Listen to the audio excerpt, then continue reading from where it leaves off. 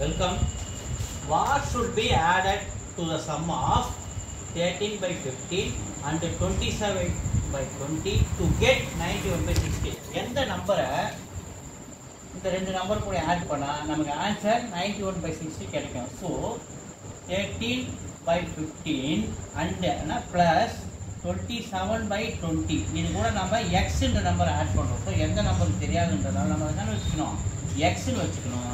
அப்படி ஆட் பண்ணோம்னா நமக்கு கிடைக்கிற ஆன்சர் 91 by 60. ஸோ நல்லா பாருங்கள், நமக்கு எக்ஸோட வேல்யூ வேணும். நமக்கு என்ன வேணும், எக்ஸோட வேல்யூ வேணும்னா ரைட் சைடில் 91 by 60 இருக்கிறா இந்த பக்கம் இருக்கிறது எல்லாத்தையும் ஈக்குவல் கண்டான்னு கொடுப்போம். அப்போ ப்ளஸ் மைனஸ் மாறுது, மைனஸ் 13 by 5. ஸோ இதே ப்ளஸ் அந்த போகணும் மைனஸ் 27 by 20 அப்படின்னு மாறும். ஸோ இதை மூணு எல்சிஎம்னாலே மூணுக்கும் 60, மூணு எல்சிஎம்னாலே 60.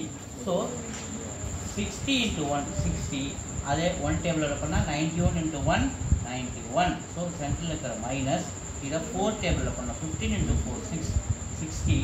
அதே இங்கே 4ல் பண்ணோம்னா நமக்கு 13 into 4 52. So minus into plus minus. So அதேமாதிரி இந்த சென்டரில் இருக்கிற மைனஸ் இது 3 times 20 into 3 60. அதே 3ஆல் மல்டிப்ளை பண்ணால் minus into plus minus 27 into 3 81. So எக்ஸோட வேல்யூ வேணும்னா முதல்ல 91 மைனஸ் 52 மைனஸ் 81 மைனஸ் 133 by 60. ஓகேவா? ஸோ மறுபடியும் மைனஸ் 133ல் 91 போச்சுன்னா மைனஸ் 42 by 60. சரி, நம்பர் மைனஸ் அதில் மைனஸ் 42 by 60. ஸோ இது ரெண்டுத்துலேயும் காமனாக என்ன இருக்குது, 6 டேபிள் இருக்குது. அடிச்சோம்னா 6 6 ஆர் 10 6 7 6 ஆர் 42. இது 10 times. So minus 7 by 10